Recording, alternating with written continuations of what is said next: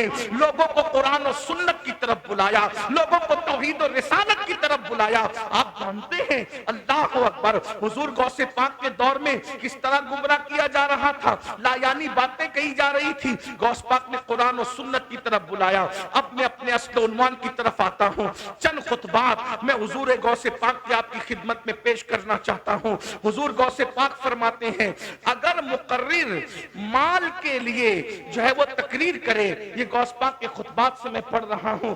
آج کے تناظر میں میں نے کوئی بات نہیں کرنی، لوگ برا مانتے ہیں، اس لیے میں آج کے تناظر میں کچھ نہیں کہہ رہا ہوں۔ میں 900 سال پہلے کی بات اور 900 سال پہلے کی بات کر رہا ہوں۔ اللہ اکبر غوث پاک فرماتے ہیں جو مال کی محبت میں تقریر کرتا ہے اس کی تقریر سے کوئی فائدہ نہیں ہو سکتا، اس کی تقریر سے کوئی انقلاب نہیں آ سکتا، اس کی تقریر سے کوئی تبدیلی نہیں آ سکتی۔ گفتگو اور تقریر تو صرف ایک کے لیے ہونا چاہیے جو وحدہ لا شریک ہے، اس کی رضا کے لیے ہونا چاہیے۔ اللہ اکبر بلکہ لوگ دولت کے لیے بھی تقریر نہ کرے، لوگ داد کے لیے بھی تقریر نہ کرے، لوگ فریاد کے لیے بھی تقریر نہ کرے، ایک مقصد ہو اللہ راضی ہو جائے۔ اللہ کو راضی کرنے کے لیے میں اوپر کے طبقے کو تو کچھ نہیں کہتا، لیکن میں دنیا میں یہ میرے جو بھائی جو میرے ساتھی ہیں میں ان سے کہنا چاہتا ہوں کہ آج ہم بھی جلسے کرتے ہیں تو کیا انقلاب آتا ہے؟ آپ کہیں گے نہیں آتا۔ کیوں نہیں آتا؟ اس کی وجہ یہ ہے ہم جلسہ سال بھر میں ایک اس لیے کرتے ہیں کہ سال بھر تک ہمارے گن گائے جاتے رہیں۔ یہ کمیٹی نے کتنا بڑا مقرر بلایا تھا اور کتنی بڑی بھیڑ جمع ہوئی تھی۔ میرے بھائی ہم میں سے کیا کسی کی نیت یہ ہے کہ اللہ راضی ہو جائے؟ ذرا بتائیے تو صحیح، آپ نے لاکھوں لوگ جمع کر لیے اور اللہ راضی کرنے کی نیت نہیں ہے تو بھائی یہ لاکھوں لوگ تو ڈگڈگی بجانے والے مداری کی محفل میں بھی آ جاتے ہیں، یہ لاکھوں لوگ تو جو ہے وہ سیاسی لیڈروں کی محفل میں بھی آ جاتے ہیں، یہ لاکھوں لوگ تو اللہ اکبر نچنیے گویوں کی محفلوں میں بھی آ جاتے ہیں۔ اگر اپنی محفل میں آئے تو فرق کیا ہے؟ یاد رکھو جو کام کرو رضا الہی کے لیے کرو۔ اب غوث پاک کے خطبات کے چند اقتباسات میں پیش کر رہا ہوں۔ غوث پاک کیسے خطاب کرتے تھے؟ لوگ اپنے کپڑے پھاڑ لیتے تھے، غوث پاک کا خطاب سن کے کپڑے پھاڑ لیتے تھے، لوگ اللہ کے خوف سے مر جاتے تھے، کئی جنازے اٹھتے تھے، کچھ لوگ بے ہوش ہو جاتے تھے۔ غوث پاک کا خطاب سن کے بے ہوش، کیا تاثیر تھی زبان میں، اور جب گفتگو کرتے تھے قرآن و سنت کی طرف بلاتے تھے کس شان سے۔ آئیے پہلی بات حضور غوث پاک فرماتے ہیں اے نوجوانوں، اب غوث پاک کے خطبات میں پڑھنے لگا ہوں۔ غوث پاک فرماتے ہیں زبان میری ہے بات ان کی، غوث پاک فرماتے ہیں اے نوجوانوں حسد مت کرو۔ غوث پاک کہہ رہے ہیں دیکھیے کتنا لچھے دار گفتگو کا دور ہے اور گفتگو کتنی سادی ہو رہی ہے۔ فرماتے اے جوانوں حسد مت کرو، کیونکہ حسد جیسے سوکھی لکڑی کو آگ کھا جاتی ہے ویسے حسد نیکیوں کو کھا جاتا ہے۔ حسد کرنے والا، توجہ کرنا، حسد کرنے والا ہمیشہ برباد ہے اور جس سے حسد کیا جاتا ہے اس کا کچھ نہیں بگڑتا۔ فرمایا شیطان کا گھر جس نے ویران کیا وہ حسد ہی تو تھا، جس نے شیطان کو شیطان بنایا وہ حسد ہی تو تھا۔ لیکن دیکھو تو صحیح آدم سے حسد تھا۔ اور ایک بات بتائی، سازش کرنے والا اگرچہ وقتی طور پہ کامیاب ہو جائے مگر ہمیشہ کامیاب نہیں ہوتا۔ حضرت آدم علیہ السلام کے خلاف شیطان نے سازش کی کہ میں جنت میں نہیں رہوں گا تیری وجہ سے تو تجھے بھی جنت میں رہنے نہیں دوں گا، اور اس معصوم کے ساتھ سازش کی۔ حضرت آدم کو جنت سے نکلوایا کہ نہیں نکلوایا؟ مگر اللہ کی شان دیکھو، شیطان حسد کر رہا تھا آدم علیہ السلام سے، لیکن آدم کا کیا بگاڑا؟ آدم کو جنت سے نکالا۔ آدم نکلے تو اکیلے میاں بیوی تھے، مگر جب جنت میں جائیں گے تو کروڑوں اولاد کے ساتھ جنت میں جائیں گے۔ غوث پاک فرماتے ہیں حسد کرنے والے کا بگڑتا ہے، جس سے حسد کیا جاتا ہے اس کا کچھ نہیں بگڑتا۔ سازش کرنے والا برباد ہوتا ہے، جس کے ساتھ سازش کی جاتی ہے اس کا کچھ نہیں بگڑتا۔ دیکھو تو صحیح، اب آپ سے پوچھتا ہوں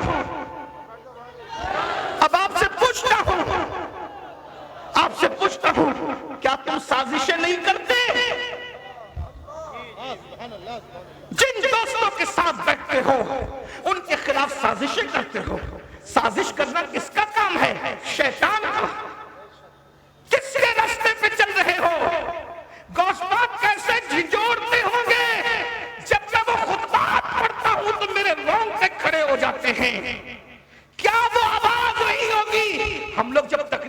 ہمارے مقرر لوگ تو اتنے پیار سے بولتے، کیا کہتے ہیں؟ پیارے آقا کے پیارے دیوانوں، میٹھے میٹھے اسلامی بھائیوں، عزیزان ملت اسلامیہ، رفیقان گرامی، ایسے ہی بولتے ہیں۔ غوث پاک کیا بولتے تھے؟ او زندگیوں سدھر جاؤ ورنہ تمہیں قتل کرا دوں گا۔ وہ غوث پاک ایسے لہجہ یہ تھا، او بے دینہ دین کی طرف آ جاؤ ورنہ تمہیں برباد کر دوں گا۔ یہ لہجہ انہی کو زیب دیتا ہے۔ بھائی جو عشاء کے وضو سے 40 سال تک فجر کی نماز پڑھتا رہا، یہ لہجہ اسی کو زیب دیتا ہے۔ جو تقریر کرنے کے بعد خود فجر نہیں پڑھتا، اس کو یہ لہجہ کیسے زیب دے سکتا ہے؟ یہ لہجہ تو مرشدی کو زیب دیتا ہے۔ لیکن بہرحال بات اتنی ہے تو غوث پاک فرما سازش نہ کرو۔ آج بولو ایک دوسرے کے خلاف سازش نہیں کرتے، اپنے دوستوں جن کے ساتھ بیٹھتے ہو سازش کرتے ہو، اپنے بھائیوں کے خلاف سازش کرتے ہو۔ ایک کمیٹی کے 10 ممبر ہو تو 10 ایک دوسرے کے خلاف سازش کرتے ہو۔ سب ایسے نہیں ہیں، لیکن ذرا غوث پاک کی فکر تو دیکھو، غوث پاک کے خطابات تو دیکھو۔ غوث پاک کہتے ہیں سازش نہ کرو، یہ شیطانی کام ہے۔ اور سازش کر کے بگڑا کیا آدم کا؟ کیا بگڑا؟ اکیلے آئے تھے سازش کی وجہ سے، لیکن کروڑوں اربوں خربوں اتنی اولاد جو پھیلی، آدم کا بگڑا کیا؟ پتا چلا سازش کر کے کوئی کسی کا بگاڑ نہیں سکتا، وہ اپنا ہی بگاڑتا ہے۔ نہ کرو سازش، مومن کا کام نہیں، بلکہ مومن کا کام کیا ہے؟ اللہ کے رسول فرماتے ہیں الدین النصیحہ، دین بھلا چاہنے کا نام ہے۔ دین بھلا چاہنے کا نام ہے۔ سازش کرنا مومن کی شان نہیں، بھلا چاہنا مومن کی شان ہے۔ آپ کہیں گے میں تو سب کا بھلا چاہتا ہوں، کوئی میرا بھلا نہیں چاہتا۔ میں نے کہا یہ تو اور بھلے کی بات ہے۔ کیوں؟ جب تم سب کا بھلا چاہتے ہو تو قدرت تمہارا بھلا چاہتی ہے۔ اب کوئی آپ کا بھلا چاہے نہ چاہے، قدرت جس کا بھلا چاہے اس کا بگاڑ کیا کون سکتا ہے؟ اس لیے میرے بھائیوں سازش سے نکلو۔ یہ غوث پاک کے خطبات کا حصہ ہے جو میں پیش کر رہا ہوں۔ حسد سے نکلو۔ آج کوئی دوست زیادہ خوبصورت ہے تو دوسرے دوست اس سے حسد کرتے ہیں، اگر کوئی مالدار ہے اس سے حسد کرتے ہیں۔ غوث پاک فرماتے ہیں حسد کرنے والا اللہ کا دشمن ہے۔ حسد کرنے والا، تم تو اپنے اماموں سے بھی حسد کرتے ہو، تم تو اپنے بھائیوں سے بھی حسد کرتے ہو، تم تو اپنی بہنوں سے بھی حسد کرتے ہو۔ کتنے حسد میں ڈوب گئے۔ حسد زنا سے بھی خطرناک ہے، حسد چوری سے بھی خطرناک ہے، حسد سور کھانے سے بھی خطرناک ہے، حسد شراب پینے سے بھی خطرناک ہے۔ اس لیے کہ حسد نے کسی کو شیطان بنایا ہے۔ شیطان، حسد نہ کرو۔ آج تو اماموں سے حسد، بھائیوں سے حسد، بہنوں سے حسد کسے کہتے ہیں؟ جس کو آپ جلیسی کہتے ہیں، یعنی کسی پہ اچھی چیز دیکھ کر کے جلنا۔ اس کو کیوں؟ غوث پاک کہتے ہیں وہ اللہ کا دشمن ہے۔ حسد کرنے والے تو اللہ کا دشمن ہے، کیونکہ اللہ دے رہا ہے اور تجھے برا لگ رہا ہے۔ جسے اللہ کا کام برا لگے اس کا کیا بنے گا؟ تو غوث پاک فرماتے ہیں حسد کرنے والوں کو تو مرتے وقت تو کلمہ بھی نصیب نہیں ہوتا۔ زنا کرتے ہوئے لوگ پکڑا جاتے ہیں، اس لیے لوگ زنا سے ڈرتے ہیں۔ تھوڑا سن لو بابا، بہت تھوڑی دیر، بہت لمبا نہیں کروں گا۔ گھنٹے بھر کا وقت میرے پاس تھا، جس میں سے 20 منٹ تو گزر ہی گئے، 20 سے 25 منٹ گزر گئے، 20-25 منٹ اور بچے ہوئے تو تھوڑا سا دھیان دے لو۔ سب اچھے سے سن رہے ہیں؟ تھوڑا آپ لوگ میرے بھائی سن لو۔ میرا چہرہ دیکھنے کے کیا شوق ہے۔ میں تو کہتا ہوں کہ مجرم کو نہ شرماؤ، احباب کفن ڈھک دو، منہ دیکھ کے کیا ہوگا، پردے میں رہنے دو۔ ہم اپنے آپ کو خوب سمجھتے ہیں، کیا ہے یہ؟ تو اللہ کا کرم ہے کہ اللہ نے میرے گناہوں پہ پردے ڈال رکھا ہے تو آپ محبت کرتے ہو، ورنہ ہمیں اپنی اوقات خود پتہ ہے۔ مور ناچتا ہے تو بڑا خوبصورت لگتا ہے، بعد میں جب وہ اپنے پیروں کو دیکھتا ہے تو اس کو اپنی اوقات پتہ چلتی ہے، میں کیا ہوں، ہم کچھ نہیں ہے۔ جن کا ذکر ہو رہا ہے ان کو سن لو، بس ان کو سن لو۔ اس لیے کہ غوث پاک فرماتے ہیں جس کے دل میں میری محبت پیدا ہو جائے میں قیامت کے دن اس کو اپنے ساتھ جنت میں لے کے جاؤں گا۔ فرماتے ہیں جو مجھ سے محبت کرنے لگے دشمنی کرتا ہے پھر میں اس کو اس کے دشمنوں سے بھی بچاتا ہوں، اور اس کے دشمنوں سے پھر میں خود لڑتا ہوں۔ کہتے مریدی لا تخف واشن فإنی عزوم قاتل عند القتال، میرے ماننے والے گھبرانا نہیں، تیرا پیر عبد القادر جیلانی بدلہ لینے والا اور دشمنوں کو قتل کرنے والا ہے۔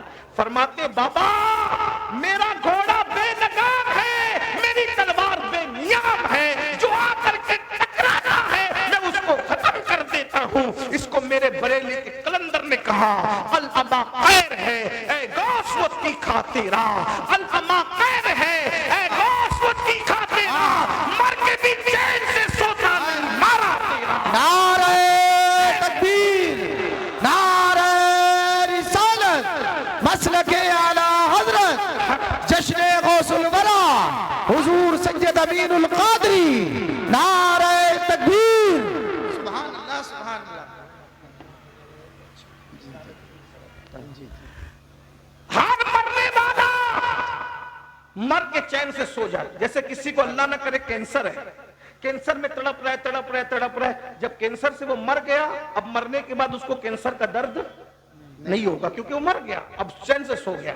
کسی کو ٹی بی ہے، ٹی بی میں کے مرض میں تڑپ رہا تھا، مر گیا، اب اس کو ٹی بی کا درد نہیں ستائے گا۔ اسی طرح کوئی بیماری ہو، کسی کو کوئی بیماری ہو، مرنے کے بعد وہ درد اس کو نہیں ہوگا۔ لیکن میرے امام کہتے ہیں جس کو غوث اعظم نے مارا ہو،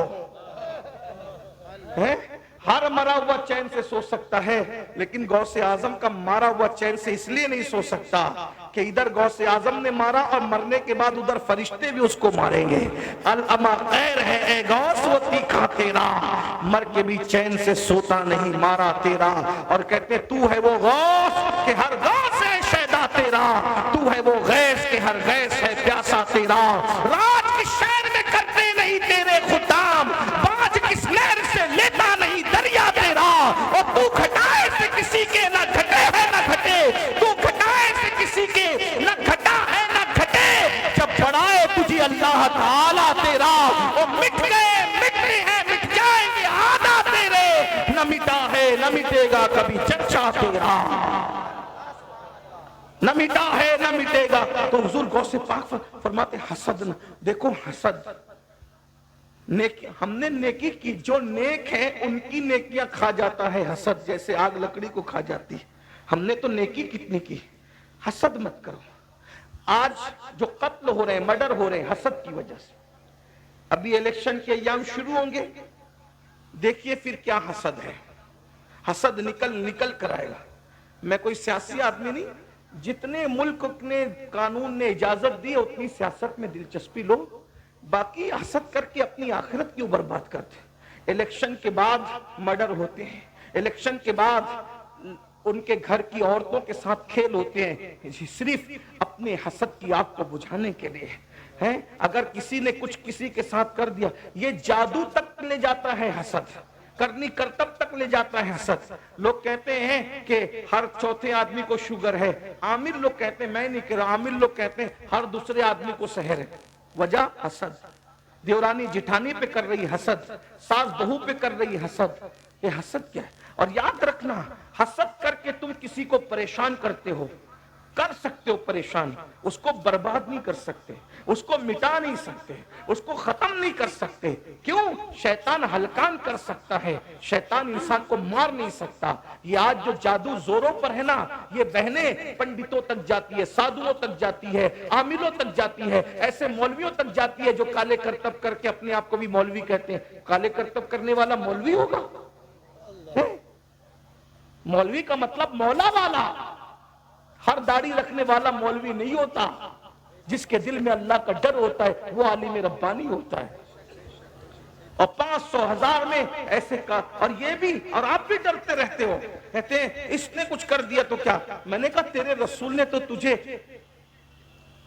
ایسی حفاظت کا دستہ دیا ہے، ایسی زرہ دی ہے، تم پہنتے کیوں نہیں؟ بہت معافی کے ساتھ حضور نے تمہیں زرہ دے رکھی ہے۔ زرہ سمجھتے ہو؟ جنگ کے میدان میں جو لوہے کا لباس آتا ہے اس کو زرہ کہتے ہیں۔ جب وہ پہن کر کے آدمی میدان، ہر بہادر و کمزور ہو زرہ پہن کے میدان میں آتا، جب میدان میں آتا تو تیر اس پر اثر نہیں کرتے، تلوار اس پر اثر نہیں کرتے، اس کو زرہ کہتے لوہے کا۔ حضور نے بھی تمہیں زرہ دی ہے۔ 2 زرہ کا ذکر کرتا ہوں، اور اگر وقت رہا تو تیسری زرہ بھی بتاؤں آپ کو، اپنی طرف سے نہیں، میں کوئی عامل وامل نہیں ہوں، کسی بھی فیلڈ کا عامل نہیں، لیکن ہم تو حضور کے غلام ہیں، بے شک ہم ہر چیز میں اپنے بزرگوں کو دیکھتے ہیں۔ ایسی پاورفل چیزیں تمہارے پاس ہیں، تمہیں کوئی قبرستان میں بیٹھنے کی ضرورت نہیں، چلے چٹنی کرنے کی ضرورت نہیں، بس حضور نے تمہیں بتایا۔ آقا علیہ السلام فرماتے ہیں جو باوضو رہے وہ اللہ کے قلعے میں محفوظ ہو گیا۔ سبحان اللہ۔ حضور کی حدیث ہے صلی اللہ علیہ وآلہ وسلم، باوضو آدمی پہ جادو اثر نہیں کر سکتا جب تک وہ باوضو رہے گا۔ حضور کہہ رہے ہیں، اور کیا فرمایا؟ اللہ کے قلعے میں محفوظ ہو جاتا ہے وضو کرنے والا۔ ارے کوئی بادشاہ کے قلعے میں محفوظ ہو جائے، اس کا کوئی کیا بگاڑ سکتا ہے؟ جو اللہ کے قلعے میں محفوظ ہو اس کا کوئی کیا بگاڑ سکتا ہے؟ بے شک بے شک۔ سرکار غریب نواز پہ کیسا جادو کرنا چاہا، ہوا جادو کا اثر ہوا غریب نواز پر، ہوا غریب نواز پہ جادو کا اثر۔ باوضو رہو، لیکن باوضو کیا رہو گے میرے بھائی، برا مت ماننا، تم تو کھڑے ہو کر پیشاب کرتے ہو، اس کے بعد پانی بھی نہیں لیتے، تمہیں وضو کرنا بھی میرے بھائی لوگ نہیں آتا زیادہ تر۔ اگر اچھے علماء سے آپ اپنا وضو چیک کرائے نا تو آپ منہ ہاتھ تو دھوتے ہو، وضو نہیں کرتے۔ صحیح فرما رہے ہیں۔ جب عالم کے پاس آپ اپنا وضو چیک کرائے تو آپ ناکام ہوں گے، جب یہ وضو اللہ چیک کرے گا تو کیسے کامیاب ہوں؟ اللہ اکبر اللہ۔ کمپیوٹر سیکھانا وضو بھی سیکھ لیتے، موبائل چلانا سیکھانا تو غسل بھی سیکھ لیتے، کم سے کم پاک تو رہتے۔ بے شک۔ 3 بچوں کے باپ ہو گئے، غسل وضو نہیں آتا، 3 بچوں کی مائیں ہو گئی، وضو سیکھا نہیں۔ ہر ایک کے لیے وقت دیا، اللہ کے لیے وقت نہیں دیا۔ اللہ کے بندوں غسل وضو سیکھو۔ آپ یہ نہ کہنا کہ کس مولوی کو لا کر کے بٹھایا، یہ تو ہمیں غسل وضو کی بات کرتا ہے، ہم تو بہت بڑی بات سننے کے لیے آئے تھے۔ میں نے کہا دیکھو میرا کام ڈاکٹر کا ہے، میں آپ کا میزبان نہیں ہوں، میں ڈاکٹر کا کام سے آیا ہوں۔ میزبان جو ہوتا ہے وہ مہمان کی پسند کی غذا کھلاتا ہے یا اپنی پسند کی کھلاتا ہے، لیکن ڈاکٹر نہ اپنی پسند کی کھلاتا ہے نہ مہمان کی، کیونکہ وہ مہمان نہیں ہوتا، وہ تو ضرورت کے مطابق دوا دیتا ہے، چاہے مریض اس کو 4 گالیاں دے دے۔ تو ہم بھی اسی طرح آئے میرے بھائی، نام آپ کے میزبان نہیں ہے۔ آپ نے ابھی تک وضو نہیں سیکھا، آپ جنت میں کیسے جاؤ گے؟ آپ اپنا وضو چیک کریں نا، کسی عالم سے چیک کرائیں۔ کبھی سیکھا وضو سیکھنے کے لیے بیٹھے، اب تو آن لائن کلاسیں علماء اہل سنت چلا رہے، علماء آن لائن کلاسز چلا رہے، آدھا پون گھنٹہ نکالو گے نا، بلکہ میں تو کہتا ہوں کسی اچھے عالم کے پاس صرف 2 گھنٹہ بیٹھ جاؤ، آپ کو وہ 2 گھنٹے میں وضو بھی سکھا دیں گے، غسل بھی سکھا دیں گے، نماز بھی سکھا دیں گے۔ 2 گھنٹے، زیادہ وقت نہیں لگتا۔ اپنا دین بہت آسان ہے۔ یہ میری بہنیں بیٹھی ہوئی ہیں، اللہ انہیں ان پہ رحمت فرمائے، یہ لوگ بھی کچھ نہیں جانتی۔ آپ بتائیں جس کی ماں پوری زندگی پاک نہ ہوئی ہو، میں حیا کے پردے میں کہہ دوں، ذرا بتائیں، جب آپ علماء سے پوچھیں، مجھ سے مت پوچھیں، میں بہت چھوٹا آدمی ہوں، جب آپ کو غسل نہیں آئے گا تو آپ پہ جنابت کا غسل فرض ہوگا، جب غسل ہی نہیں آئے گا تو آپ پاک نہیں ہوں گے۔ تو زندگی بھر جو پاک نہ رہا، اس کے گھر میں نیک اولاد کیسے پیدا ہوگی؟ زندگی بھر جس کی ماں پاک نہ ہو سکی، اس کے گھر میں کوئی ولی قطب ابدال کیسے پیدا ہوگا؟ ولی قطب اور ابدال کے لیے ام الخیر جیسی ماں چاہیے، سبحان اللہ، ابو صالح جیسا باپ چاہیے، تب ولی پیدا ہوتا، بلکہ ولیوں کا سردار پیدا ہوتا۔ باپ غیاث الدین چاہیے، ماں ماہ نور چاہیے، تب غریب نواز جیسا فرزند پیدا ہوتا ہے۔ ہمارا کیا حال ہے؟